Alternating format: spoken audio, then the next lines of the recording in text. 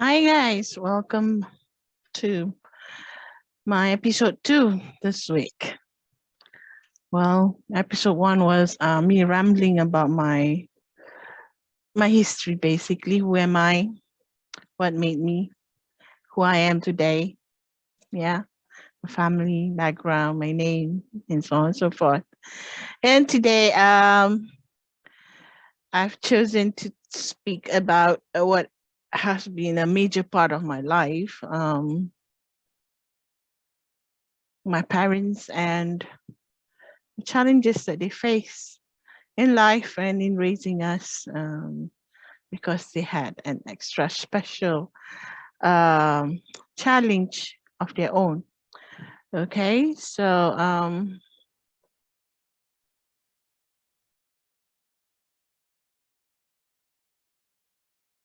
okay, so this is the picture of my parents when they were younger. Okay, right. My mom.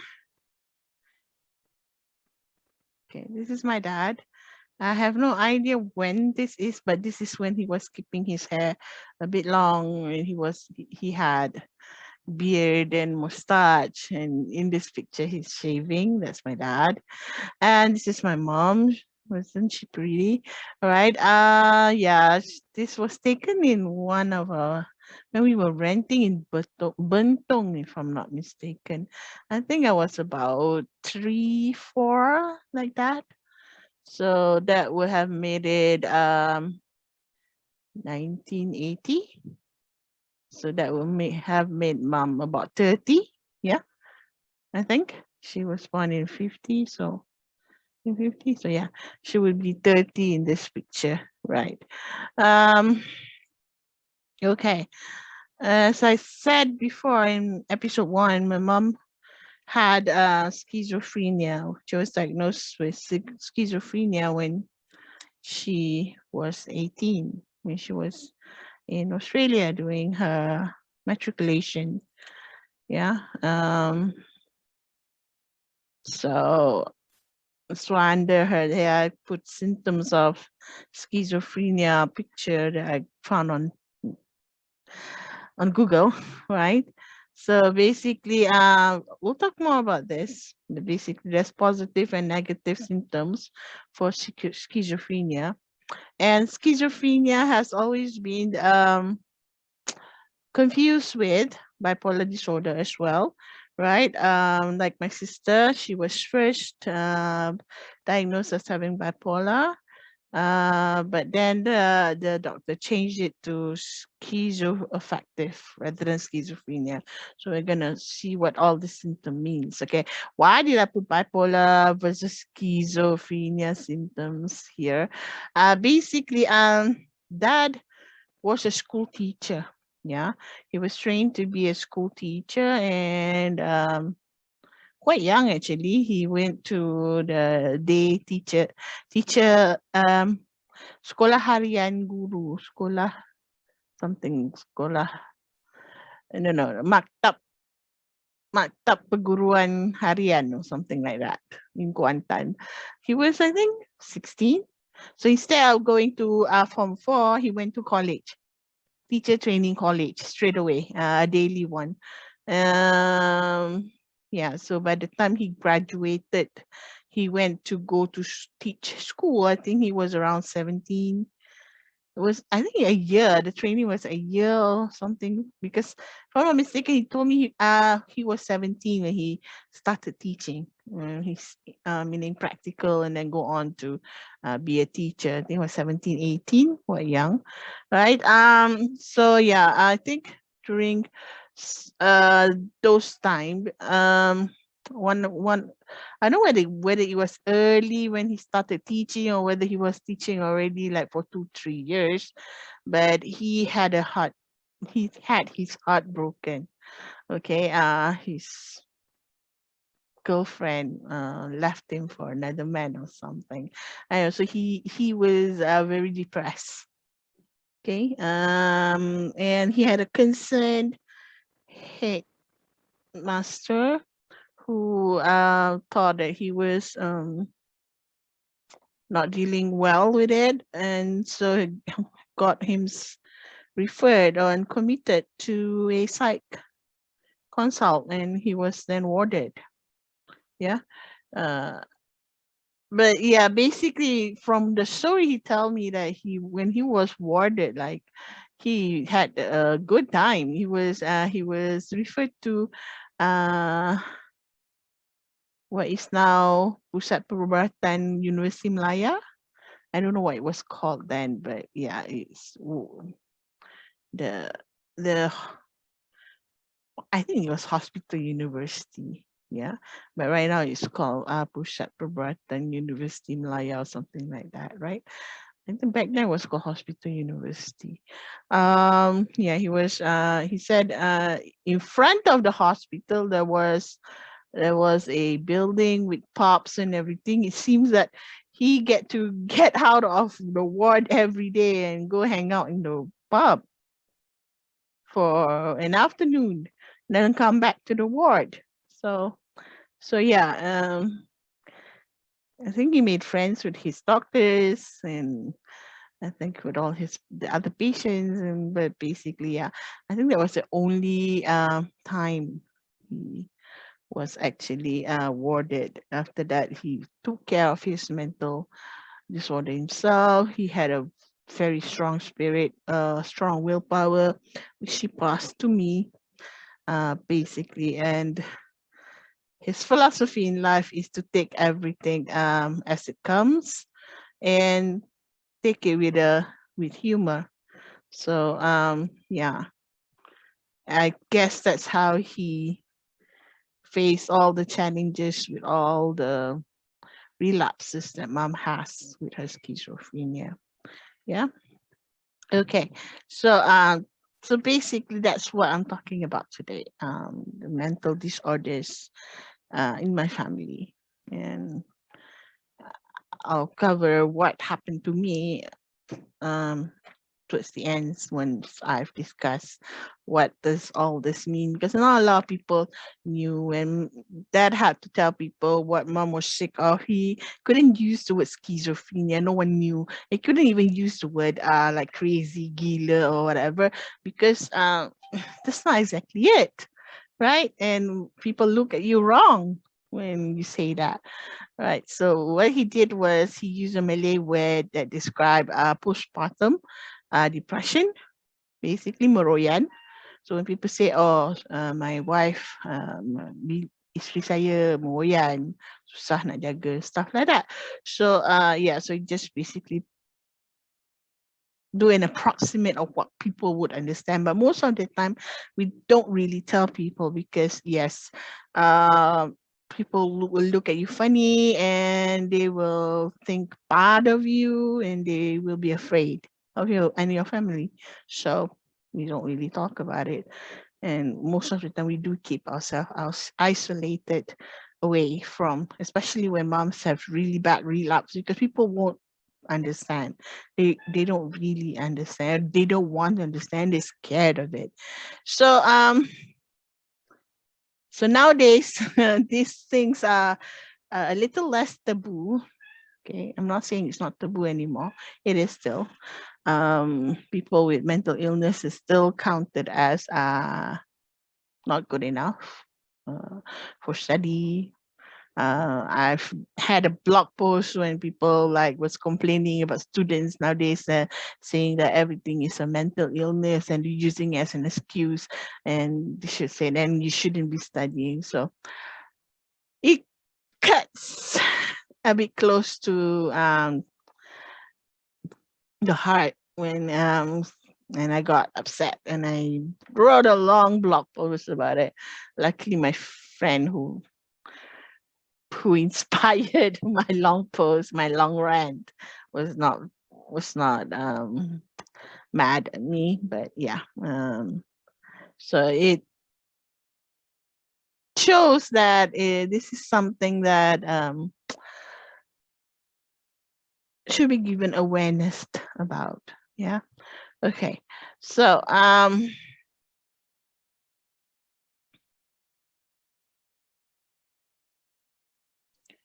Right.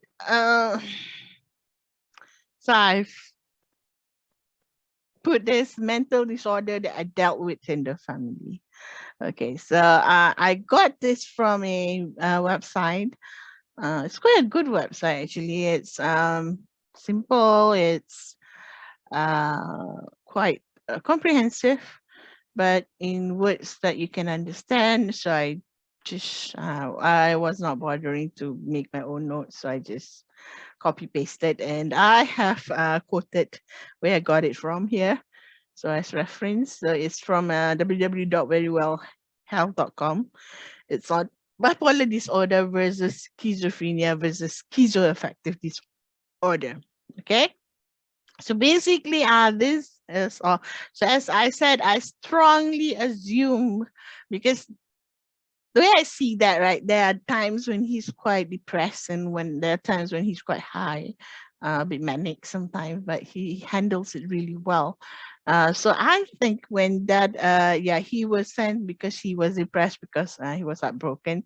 I think it could have been more. Yeah, if not, why would have his headmaster had him sent to the hospital, right? So but he never actually said anything about it. So I just assume, and it's because I think I have bipolar and I shouldn't be just getting it out of nowhere.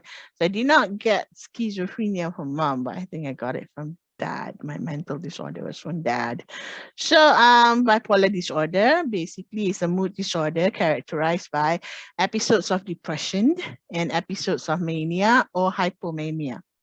Okay, and bipolar disorder is of course then um divided further. There's type 1, type 2, and so on and so forth, but I'm not going to go into so much. I'm not lecturing on mental disorder today. I'm just discussing my personal background with mental disorder. Okay, sorry, I'm an English teacher. I just saw this. It should be mental disorders. There should be an S there. Sorry, guys. Um, as always, I was rushing this morning, so I didn't double check the grammar. All right, excuse my mistake there. Right. So there's bipolar. So that's why it's bipolar. It's like what's the other name? What's the old name of bipolar? Forgot what it's called. I think something. There's manic there. Manic depressive. Yeah, manic depressive. In the old days, they used to call it manic depressive, but nowadays, most people call it bipolar because, yeah, basically there's two, right? Two, two episodes that these people will be experiencing. There's a depressive part and the mania part. So I usually say the low and the highs. Okay, when I'm low, I'm really low, and when high, I'm really high. All right. So the next one is schizophrenia, and that's what I said my mom was diagnosed with when she was in Australia, and for the rest of her life, even though towards the ends, because toward the end she was quite good actually with it. She had long time off when she's well and don't have relapse, that the doctor were considering that she was actually a schizoaffective rather than a schizophrenic. But we never know because they never did change their diagnosis until she dies.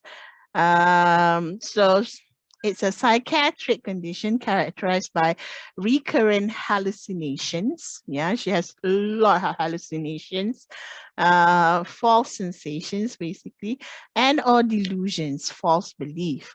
Yeah, for example, whenever mom was sick, I think her most uh, frequent was she saw my dad as a monster. Yeah, so she'll be afraid of him, should always be screaming at him and so on and so forth. So and she also have grand delusion, like she's rich and she's going to give money to people, and Sometimes she thinks that she's lost a baby and looking for her babies when we were right there in front of her. Yeah, so yeah, hallucinations, and as well as impaired functioning. The thing is, when my mom is having her relapse, she is the most clever, genius woman ever alive. When like she's normally normal, she's like a bit timid. She doesn't know how to do things by herself. She won't know how to go on buses, a bit timid like that. But if when she's sick, she can actually just go around Malaysia fine, backpacking, whatever. She's there. She's fine. She'll get to anywhere that she wants to go. Hiking, hitchhiking, and whatsoever. And people think she's fine. Everyone thinks she's normal. So yeah. But yeah, she'll not be cooking well.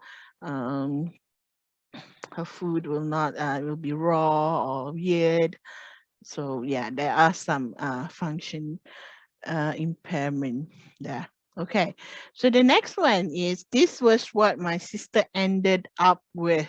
They thought she had bipolar, but in the end, the doctor decided that her psychosis was more.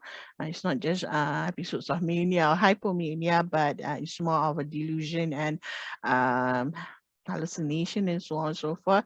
So schizoaffective disorder is a psychiatric condition characterized by episodes of psychosis along with and independent from mood disorder symptoms. A depressive type of schizoaffective disorder may be diagnosed when major depression occur, and a bipolar type of schizoaffective disorder is characterized by bouts of mania.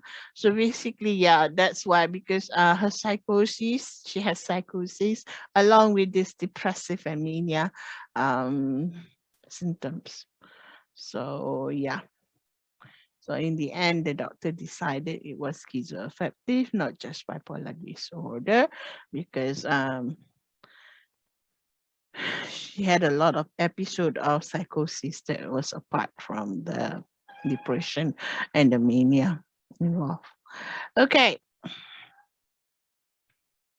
Next. Okay, so we're going to look at symptoms basically, so you guys have more idea what this looks like.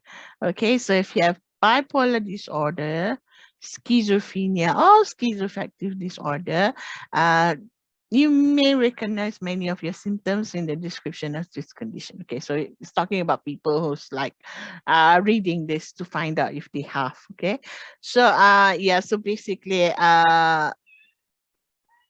but you guys must remember, the symptoms are like it's there, but if you have the symptom doesn't mean that you are. So don't diagnose yourself. Yeah, if you do think that you have actually some of these symptom and you think it's serious, go seek medical help, right? There's no way of using Google as a doctor. Google is not a doctor, it's just a source of information. Okay, so of course there are variations in the symptoms that people experience, and sometimes there are different symptoms.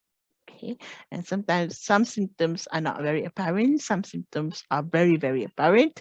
So and it can vary person to person, and there's no two cases that are exactly alike. So yes, you can, people with mental disorder can empathize with another person with mental disorder, but they won't be able to fully understand what a person is feeling 100%, because like anything, when it comes to our brain, no one is actually 100% alike. Okay. So I'm going to look at bipolar disorder first. Okay. The symptoms of bipolar disorder include clinically significant episodes of depression and hypomania and or mania. Okay, so mixed affective episode occurs when mania and depression occur at the same time. So it's not like you be depressed and then you be mania. Sometimes you have both. you be high and you be low at the same times. Okay, so for example, a person may feel hopeless and could also have racing thoughts or risk-taking behavior. And this happened when I was like handling this early, when I was like having my breakdowns. Yeah, my first breakdown, I had both. I was really depressed, but I'm taking risks like nobody's business. Like I own the world. Yeah. So this is a quote from I've given you guys the reference there. Dunyayevic and Keck. Okay. From a journal.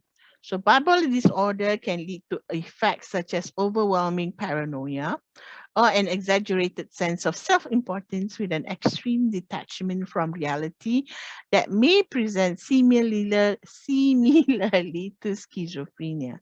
Yeah. So back then, bipolar and schizophrenia is almost always sometimes interchangeable, and some people have been wrongly misdiagnosed, especially in the early 60s, 70s, when they don't really understand mental disorder, and there was not a lot of study done. So yeah, uh, because the symptoms are sort of like intermingling. Yeah, but there are certain things that will actually demarcate these two. Okay, the next one, right? So as I said, bipolar disorder, because of the you have depression and you have mania. So what are the symptoms? The symptoms for depression will be sadness, of course, lack of interest in things previously enjoyed. For example, if you like to read, or if you like movies, or if you like to shop, and suddenly you don't want to do it anymore, right? Okay, and the sadness we're talking about here is not sadness because you cry, oh, that is sad. No, it's like a prevailing sadness where you feel that everything is hopeless. It's sad. It was really, really like mommy would like to say, like your mom died yesterday. Okay, so that feeling, all right, and a feeling of worthlessness, changes in appetite, and a sense of hopelessness and thoughts of suicide. Okay, so basically, the lack of hope. Uh, these people, when they are depressed, basically, there's lack of hope, and they always feel worthless, useless, really sad, and no interest in living, basically. Okay, and then the symptoms of mania in bipolar disorder is restlessness, inability to fall asleep. Yeah, I used to stay awake for days on end. I can't sleep. Parents had to stay by my bedside, make sure I sleep. And since they decided not to medicate me, so I don't have anything to put me to sleep. So yeah, so I had to learn how to fall asleep when I have mania. Yeah, because your thoughts will be racing. You have elevated or irritable moods. I'm always angry. I'm always screaming at people when I was younger. Or I feel so happy, like everything is so hyper. Okay, when it's like you feel that everything's so exciting and stuff like that, and unrealistic planning. You do stuff like that when other people hear, it's like no, that doesn't sound right. Okay, and overestimation of personal abilities. Like you want to do everything and anything. I'm going to do this. I'm going to take this. If you're like thinking about like starting university courses, you're going to take 7, 8, 9, 10. Oh yes, I can do this. I'm fine. I'm a genius, right? Right. So when you're manic, everything is doable, and yeah, you risk take. You don't care. You will do anything without thinking of the danger. All right. So as I said, this can be concurrent or it can be also separate. Um, it depends. Yeah. Or you can like first you're depressed and then you're manic, then you're depressed again, or you can be depressed and manic at the same time. Yeah. So that's bipolar disorder. Right. And there's a lot more people suffering this nowadays, I think, because of the stress. All right. The next one. So this was what my mom was diagnosed with, schizophrenia.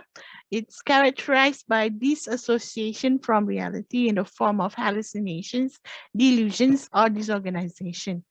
Yeah, negative symptoms, which include behaviors of impaired emotional expression and functioning, are a major component of this disorder as well. And cognitive symptoms, such as memory impairment, can affect a person's ability to take care of themselves. Yeah. Okay. So when I tell people I have to look after my mom, they think, oh, it's just a normal taking care of your mom. But no, it's basically they really need taking care of because they can't do it themselves. It's not just a euphemism of looking after your mom. Like, no, it's really taking care, which not a lot of people really get it, because I usually miss even up to my working years. I'm like working and then I'm straight home. When I was in my uni, I'll be calling my mom every day and making sure that she's all right. That people thought that no one calls their parents every day. So when I said I called my mom, no one believed me. They thought I was calling a boyfriend or something. But yeah, back then there was no handphone, nothing. So you cannot do it personally without people watching. It's like a public phone and people watch you every day that you go at the same time calling every day. So yeah, so and I went home every weekend and every weekday, even if I don't have classes, like I don't have 8 o'clock classes and my class in that day ends around 12, I'll go home because I need to make sure mom's okay. Right. So what are the symptoms for positive symptoms? All right. They will have delusions or hallucination, paranoia. Sometimes they think that people are watching them. Okay. Agitation, they'll be agitated, disorganized speech. They'll talk about something and suddenly they'll change and then they'll talk about something else. It doesn't make sense. Yeah. Disorganized behavior as well. So whenever my mom is sick, basically the house will be a mess because she's been moving things around and she'll be like doing a project here, project there, project everywhere. It's a bit a mess. Okay, yeah, and mom is we used to call it high blue, right? We don't call it schizophrenia when we call mom's sickness as high blue because mom usually have positive symptoms. Okay, she lack a lot of the negative symptoms. Maybe once every, maybe she might have some negative, but mostly it's positive and it's always high, right? So that's why high double, and the blue part is a bit just blue like that. Uh, so so yeah.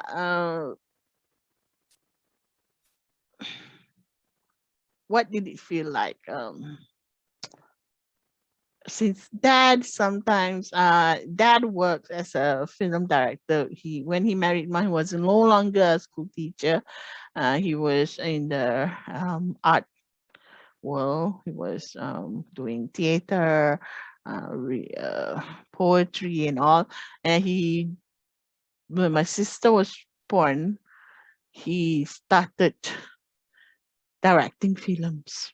Okay, so yeah, that makes it easier for him to look after mom, basically, because yeah, there are times he can just bring mom to the set where he gets a room and she'll be there with him. But there are times when he is like outstation shooting and he can't bring mom, or she's too sick to be brought on set. He'll leave mom with me and I'll be around where I think the first time mom was left with me when she was sick. I was 9, I think. Before that, that was always there. But when I was 9, we had no choice. Yeah, but that was shooting somewhere in KL, so we were in Pajares, so it wasn't that far away. But yeah, I had to look after her, and it was scary. I was 9, small, and my mom was most of the time. She has good relationship with me when she's sick. She just doesn't like dad. And when my sister grew up, she doesn't like my sister either. But she was always good with me. 'Cause she listened to what I say. But yeah, 9-year old and telling your mom like she cannot go out, that she cannot do that, she cannot do this, tell her to go to sleep, take her meds, was overwhelming, right? So yeah, another one is mom's family. I think it was quite prevalent. The illness was quite prevalent. I think she said her great grandmother had it. And then in her family, I think her sister had the same thing as well, but hers was not like mom. She's not high. She doesn't have a lot of positive symptoms. When my auntie gets sick, she has these negative symptoms: the apathy, lack of interest, withdrawal from others. If you talk to her, you can see that she doesn't really hear you. Isolation, lack of emotional expression, and yeah, she doesn't feel anything, and excessive sleeping. I don't know about that though. I've always seen her awake. But yeah, these are the negative symptoms. So like if I looked at this, like mom was this side, the positive symptom, and my auntie was this side, negative symptom. I think this was easier to look after because they don't go walk around. But mom, there was once an episode where we had her in the room already, and but by then I was already big. I was in uni already and was looking after my brother who was a baby. So we basically just left her in the master bedroom, right? And while I was going to cook lunch,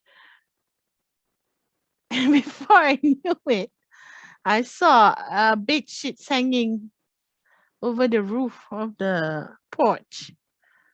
My mom had tied bed sheets together and she tied it to a grill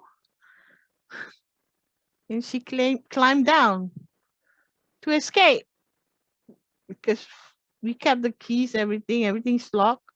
But somehow the grill on top, I think there's a way that you can open, even though if it's locked, there's still a way to open it. And as I said, when my mom is sick, she's very, very clever, a genius. And yeah, it's difficult because as soon as she escaped, she'll be going. I think once she actually from when we were living in Gomba, she hitchhiked on a lorry and got to um, Maran. Her cousin was there, and she got to Maran on her own, hitchhiking with lorry drivers. So so yeah, basically it's not fun. Okay. But yeah, that's how they have delusion, they have paranoia, and all this disorganized speech. But somehow, mom is like, this is not really apparent when she's with strangers or people not her family. They won't really know that she has this organization in her, because when she speaks to them, they basically think that she's fine, she's normal, maybe a bit excited, but normal, nothing wrong with her. So, and yeah, when she was younger, this was more prevalent. But as she grew older, I think yeah, there are some of the negative symptoms that started to have more. It's like excessive sleeping and apathy and all that. Yeah. Okay. So yeah, for schizophrenia, there are cognitive deficits. For example, like they have diminished attention, impaired memory, and learning. So yeah, it's very difficult for them to remember things and learn.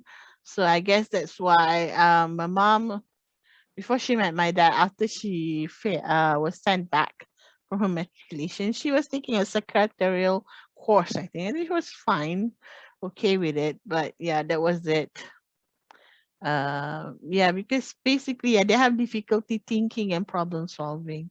So basically, my dad looked after my mom well, so she doesn't really, she's not really impacted by all this, yeah, because he looked after her and made sure, and me and from the day I could understand, this was brought to my understanding that I have to look after my mom because she won't be able to look after herself.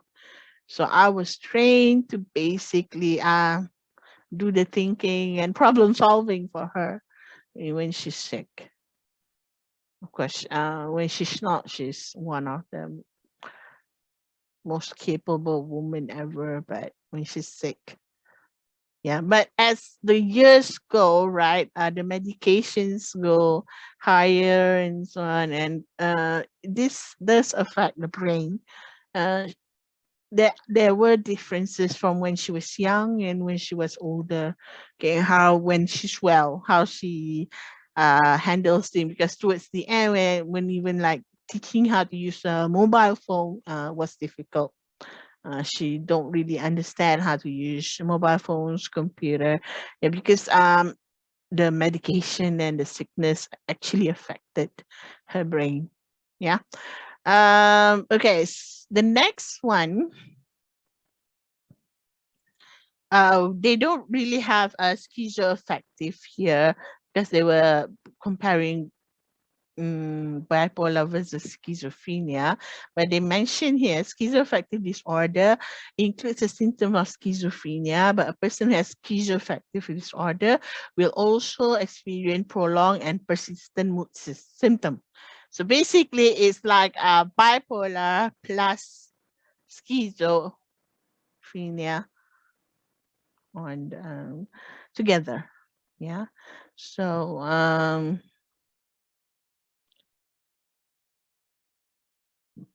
basically the psychosis could be controlled if you can control the mood disorder or something like that.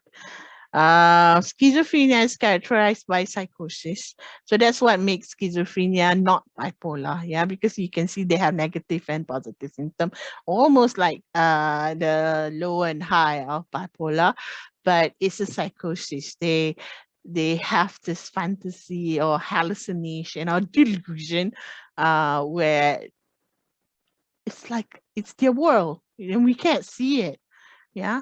So by contrast, only between 20% and 50% of people with bipolar disorder will experience a psychotic episode. Yes, bipolar do experience psychotic episode, but not often. But schizophrenia is all the time. So yeah, if you have schizoaffective, so you have the the mood symptoms as well as the psychotic episodes. Okay, right. So what are the causes? Okay, people don't really know actually, but they believe that it could come from genetic, biological, and environmental causes. So that's why sometimes even if you have no family member that ever has mental disorder, you still have bipolar, most probably because of an environmental causes. It could be biological as well because there are chemical deficiencies or imbalances in your brain. Yeah, so it could be genetic because your grandparents had it, or great grandparents, or your ancestors had it or something. So it could be genetic, yeah, and it could be biological. It's your body has some chemical imbalances in the brain or whatever. And environmental causes, your stresses and everything and all that. Okay, although there are key differences, of course. Okay, bipolar disorder affects approximately 2% of the population. Schizophrenia affects approximately 1% of the population, and schizoaffective disorder is much less common than either bipolar disorder or schizophrenia. with an estimated prevalence of approximately 0.3% of the population. Yeah. Okay. So average age of onset of symptoms for each of these conditions is in a person early 20s. That's when my sister got it, in her early 20s. I had it younger. I had my first breakdown in around 15. Okay.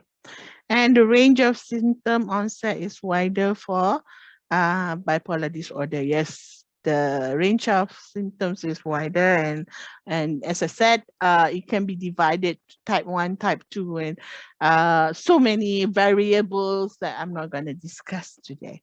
So this is basically just a basic look at what is bipolar, what is schizophrenia, what is schizoaffective, the symptoms, the causes.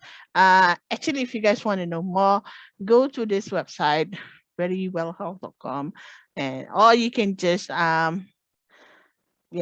keyword bipolar or schizophrenia, and you'll get all this in Google. So Google it. All right. So I'm gonna talk about my experience. That's me, 4 or 5 years old. Right. I've always been a dreamer. If you look at this, when look at my eyes and look at the camera, when that takes my picture, I just don't pose, because I'll actually think of scenarios, what I'm doing, what I'm thinking about, and all that. So I won't even remember what I was thinking at this moment to get this picture. But it's not just a simple pose and then you say smile, and I'll go like, no, I'll be there's something there behind my brain. I'm always thinking. It's always been that way. I'm always asking question, always thinking. I didn't stop asking question, and since young I've always wanted to go to school, and my objective was I wanted to go to school. I don't think because I like school so much, but I like to get my question answered. I always ask. My dad had a horrible time watching television with me, because I'll be asking like 100 questions every minute. Why is that? Why is he doing that? Why? What is that? What do you mean? What? Every WH question and H question that I could ask was asked. Yeah. So basically since birth, I was a thinker, a dreamer, and my brain works extra over time. Okay, so this was me 14 or 15 years old. I'm not sure. I can't remember when that did this. I could be 12, I could be 13, I could be 14, 15. It's around there. But this was when basically I started to you know have a bit of a problem. Okay, I was never I was okay when I went to school. I had friends, even though I don't know how to make friends, but I had friends because people like to make friends with me, and I will uh not reject them. Um but yeah, I've always felt apart. I remember some of my conversation with mom was always, how do you find a true friend? I've never feel that any of my friends are like true friends, that they really understand me, that they would be there for me and understand what I'm feeling. Or yeah, I don't know where I belong. Okay, I know I belong with my family, but in the school, in the world, where do I stand? Where do I belong? I've always felt apart, always felt weird, always felt an observer rather than a doer. Yeah, I observe what people are doing, but I'm not a part of it. So, and I was also an overachiever. Um, when I told the story, my parents were a bit slighted because, especially dad, because he used to put remember when back then when newspaper will actually have blow up whenever there's like a good result for SPM. They'll interview the kid and everything, and there'll be like big pictures and big uh, cover of this successful successful student. So he usually will, every time the SPM result is like announced, he'll cut it out from the newspaper, put it up on the wall. So they never really pushed me for anything. The thing was, I was just, since I started school, things were easy for me. I understand well. I do my work well, and I do my exams well. I'm always among number one. If I'm not number one, I'm number two. Always that. In my primary school, I was like one, two, three, number one, two, three in class every exams.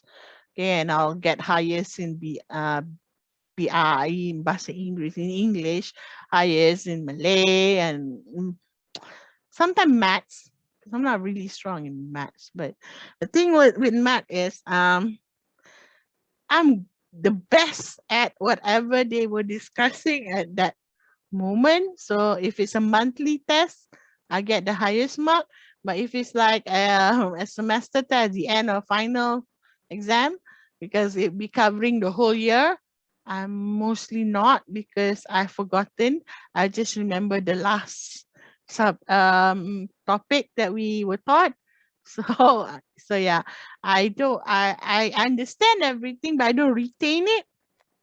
Yeah, I don't remember it after we've moved on. So that's me with math.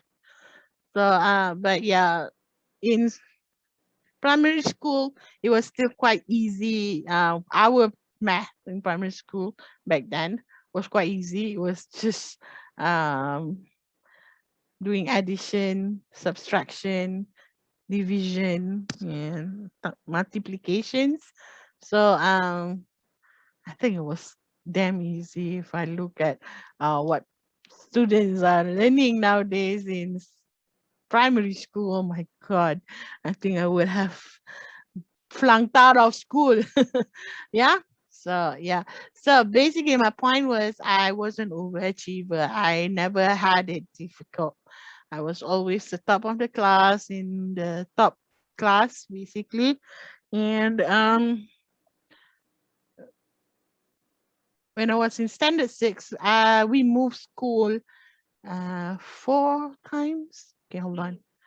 I was in Payajaras, Sungai Plong, SK Sungai Plong in standard six, early standard six. Then we moved to Hulu Langat because a friend of my dad was um, was was taken in for ISA. So he asked if we could stay together with his wife and children to sort of watch over them. So we did. We moved to Hulu Langat. And then at the end of the year, we decided to go back to mom's home in Chennai. Right. So 3 schools for Form 3, for Standard 6. So I was the first batch that took UPSR. The previous batch had the assessment in primary school at standard 5, penilaian darjah 5, and we were the first batch that took UPSR. Uh, so basically, when I was going to transfer back to the school in Chennai, my Hulu Langat school was small sekolah, actually sekolah rendah. It's quite small. They only had 2 classes of standard 6. And they've never had student who had straight A's for the penilaian Darjah 5. And this was the first UPSR. And based on my record and based on the exam that I took with the school, I was seemingly headed for a straight A. Yeah. I was good at everything. Yeah. In primary school, everything was fine. Okay. So they begged my father not to transfer me. They said to just get me to stay sort of tumpang, go to school in Chino, but I'm not actually officially in their school. I'm just there to go to school, but officially I'm still registered with the school in Hulu Langat. And they asked, I've already taken the UPSR, I think by then when we were going to move. So the UPSR was taken, but I have not taken the year end exam, right? So they wanted me to be in that school. So my UPSR will be counted in that school result, basically. This I never understood this. Maybe they needed the the statistic or whatever, but yeah. So I don't know why, but my dad agreed. So I actually had to come back to school in Hulu Langat to take my exams. I went to school in Chenur, but I went back to Hulu Langat to take my end of year exam.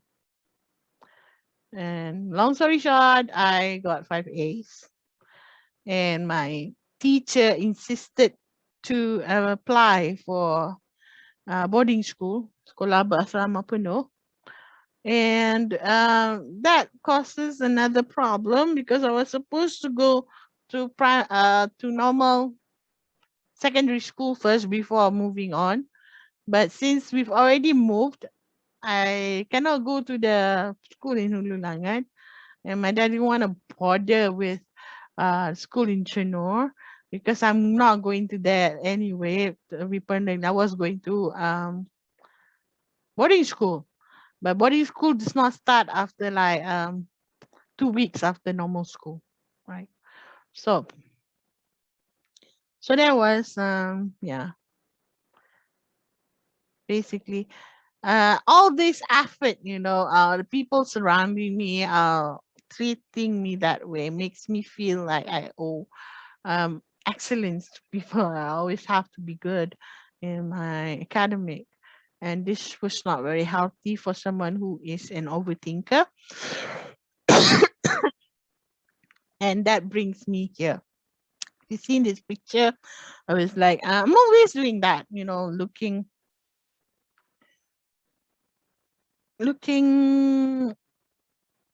so far, my brain thinking, I don't know what, but it's always whirling and thinking.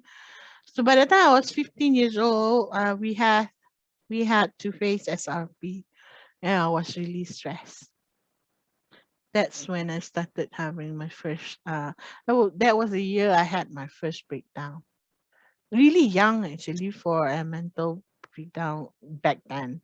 Nowadays, you've seen younger. You have 9 years old, 11 having mental breakdown. But yeah. So I was 15 and facing my first major um exam. And back then, it was important for you to pass SRP because if you don't, you cannot move on to Form 4. You have to stay and repeat the exam until you pass, and then only you can move on. So it was a big stake. It was something I can't handle. Had my first breakdown, basically. Um, Most of the time, basically, I was catatonic. I was depressed. Um, if you look at my 17-year-old face, this is this was taken, I think I just woke up. But during 17, during SPM, I was also having some problem, same breakdown. So you can see my eyes like that, compared to this one, bright, and this one. You can see that it's like there's a dullness there, isn't it? Yeah. So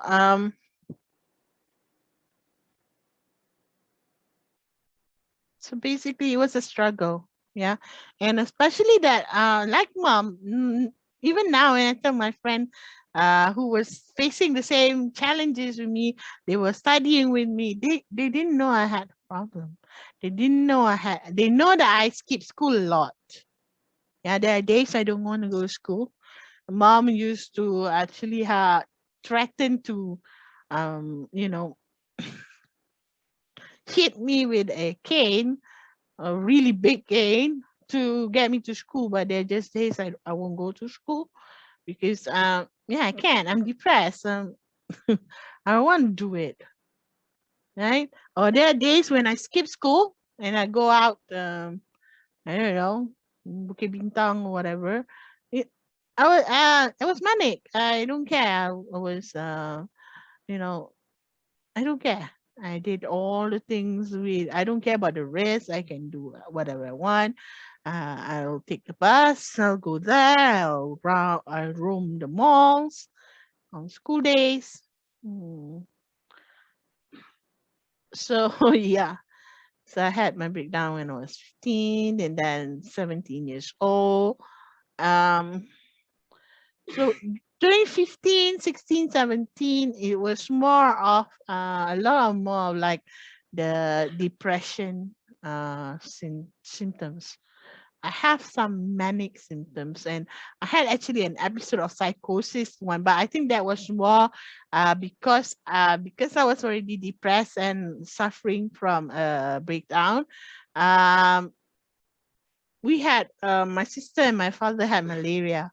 So because we went location hunting for his movie Shahadat in the islands, and it was known that the island was like breeding malaria.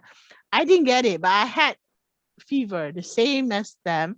I had fever, I was shivering. So the doctor checked. I did not have malaria, but I had the symptoms. So they gave me quinine just to be safe, right? The pill. Was it quinine? I forgot what it's called, but malaria pill. But yeah, but the malaria pill, if you don't really need it, it's actually it causes delusion. Okay, so I don't know, when I was discharged from the hospital, and since my dad, my mom, and my mom was looking after dad and my sister, they were in the hospital. I was discharged to the set because my dad was shooting Shahada at that time.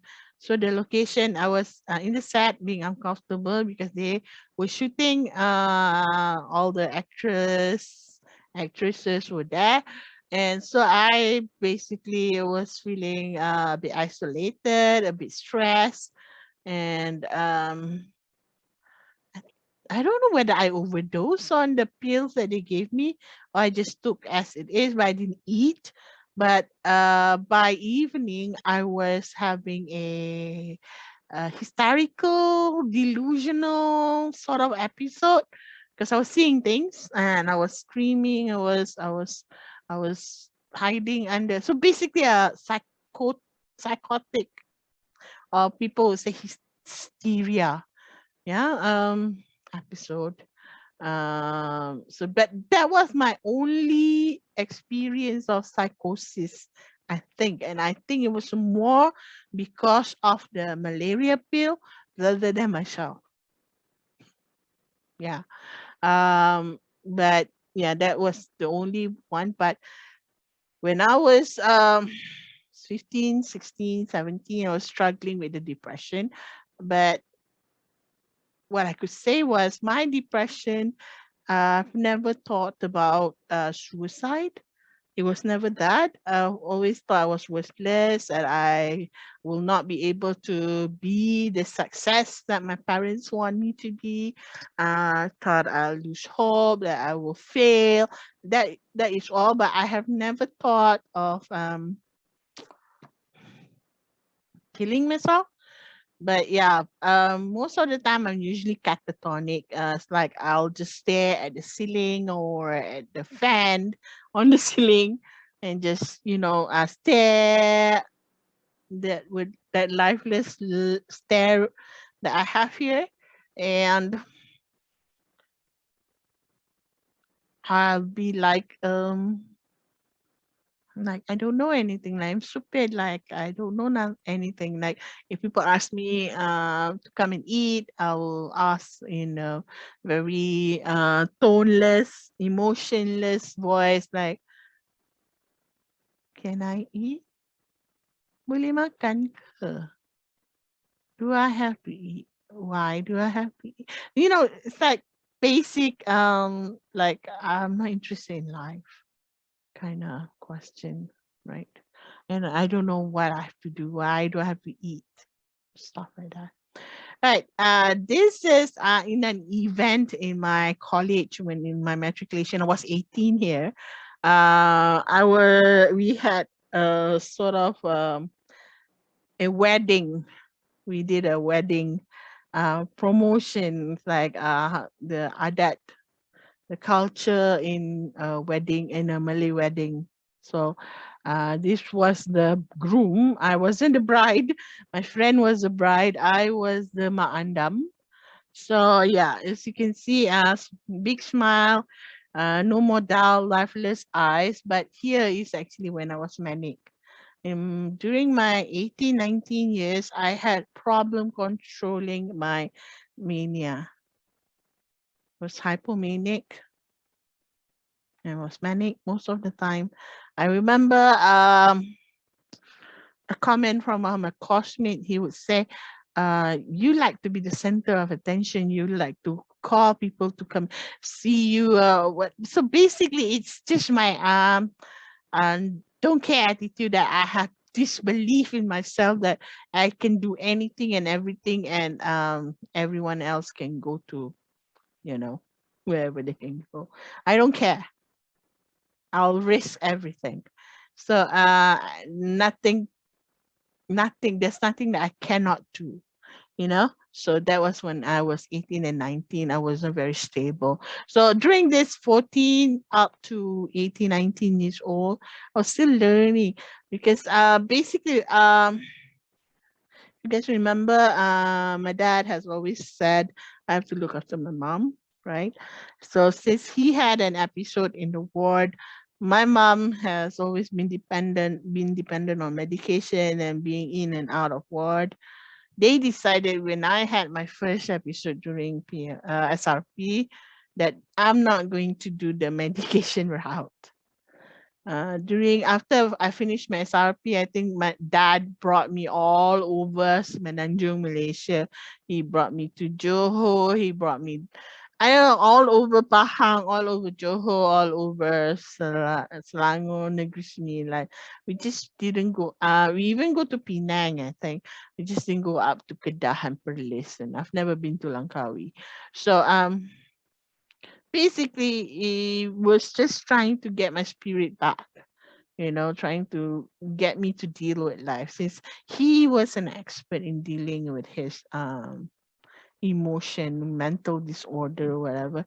So he basically became my counselor, my doctor, my everything, my best friend, and tried to teach me how to control these things. But yeah, these were the years which I think was the best for it to happen because a lot of people don't really realize because the young are really stupid now sometimes. So what I was experiencing, most people just put it down to youth.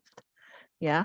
And some people might think I'm a bit weird, but let's just say I'm just a bit weird. So of course, from time to time, I would actually talk to my lecturers and tell them. And there was once when I really had a really bad depressive episode where I couldn't finish my project paper, my thesis, my bachelor's thesis. I had to talk to my the one in charge, the lecturer in charge of the whole program for TESOL thesis. No, project paper. I forgot what it was called. Academic paper, maybe I can't remember. I told him basically I didn't go to his class for 2-3 weeks already as well because I was depressed. I couldn't finish this. So so just told him I can't. My supervisor don't want to see me anymore because he thinks I'm doing work without him, and he's insulted. And I told him that I'm so depressed, I don't know what to do anymore. I'm most probably not going to be able to finish it this semester. So basically what he did was the kindest thing anyone have ever done for me, and it taught me more than all the courses I've had in UPM about teaching. It taught me how I should be as a teacher. The philosophy of my teaching, that is compassion. Okay, so basically what he did was he called up the people in the academic department, told them that he's going to register me for the next semester because I need one more semester to finish this. And told me, I'll take over, be your supervisor. You can talk to me about whatever paper that you've done and complete it and send it to me. And then he said, don't worry about, because we had a 80% attendance. If you don't come, you won't be able to go to your final. So what he did the next day was even kinder. He told the rep to throw away the attendance and start a new one. And I think that taught me that yes, he can be strict, because this lecturer is actually very strict. If you come late to his class, you don't dare come into his class. Yeah, you stay outside and learn from outside. That's it. Because you won't be able to stand his sarcasm. You won't be able to stand you're scared of him, but he is strict, but he's also an educator who you could talk to, and he had that compassion. So that's was what taught me how to be a teacher, how I want to be, okay, as a teacher, my whole teaching life, that I'm going to impart wherever I'm going to impart. But my philosophy is always be kind, always have compassion, always understand where your students are coming from, and do whatever you can to actually accommodate their learning. Okay, so yeah, I don't know whether I've actually in part, I'll tell you how horrible it was actually, the depression, how to stabilize my mood so that I don't get too high. Because there'll be times like I'm too depressed and I'll try to pep myself up, try to make myself happy, and then I overcompensate and I make myself high. Okay. And then I'm panic, right? So, and the awareness that I have to build in myself, because I do not have any pills to stabilize my mood. I do not have anything to make me go to sleep. So all the things I have to do, like my racing thought have to be controlled by a lot of reading. I read all the time. Yeah, a lot of people say, oh, because I love to read, I'm ulat buku, but they don't know. I read because I need to quieten my mind, because my mind is like 24/7 racing, thinking, overthinking, and so I read to quieten those voices. I sing to pat myself, so it annoys a lot of people, but yeah. Music helps calm me down, and all this basically I learned throughout the years how to stabilize, how to handle, and how to actually not affect my thinking, my intelligence, so that I'll be able and to do what I need to do, like teach. Yeah, I've thought when I'm depressed, I've actually gone to work when basically do not want to get up from bed. But years have taught me to just, you know, get up, function. Uh, a few years ago, I found a phrase for it. I say I'm a functional depressive or something like that. I thought I made up a phrase, but it's actually a quite there's a phrase for it. When I Google, there is actually a functional depressive, people who are depressed but can function in life. Yeah. So it's not easy, and it's not easy to study with it as well. I have had a senior who had a breakdown during our study years, and she never finished because going in and out of ward, taking the medication, she just couldn't and didn't have enough support, I think. So just couldn't finish. I'm glad I finished. I graduated. I went on to do my master's. I just failed doing my PhD though because of the disease. I had a really bad depressive episode while I did my PhD because was fighting a lot with the supervisor, and I basically couldn't think. The depression made me, my brain did not work. I couldn't force myself to work even the 3 years, and it got worse and worse because I was fighting with the supervisor, and it made me down and more down. I was really down in the dumps, and I couldn't fight. It was the first time in my academic career I couldn't fight down my depression. During SRP, I fought it. I nearly failed my BM, but I didn't. Got a C3, and I got 8 aggregate from SRP, and SPM I got grade 1, was able to go to university, do my matriculation.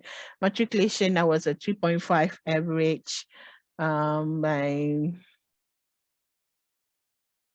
My bachelor, I was a 3.375 because there were times when I was not really good or I'm depressed and I didn't do well, but it's second class upper. And my master's, I did better. I was a 3.75 GPA, I think. So yeah, my PhD was the first time I failed. I failed because of my mental disorder. So I'm just doing this to make you aware that mental disorder come in various way, and it has various faces. As you can see, it can look like this happy face. It can look like pensive, alone. It can be happy again like this, social. It can also be like that, looking like a zombie here. So many faces to it, and my advice is always just be kind to people. Yeah, support them and be kind. So that's it. Peace out, people. That's it for today, episode 2. I'll see you guys next week. Bye.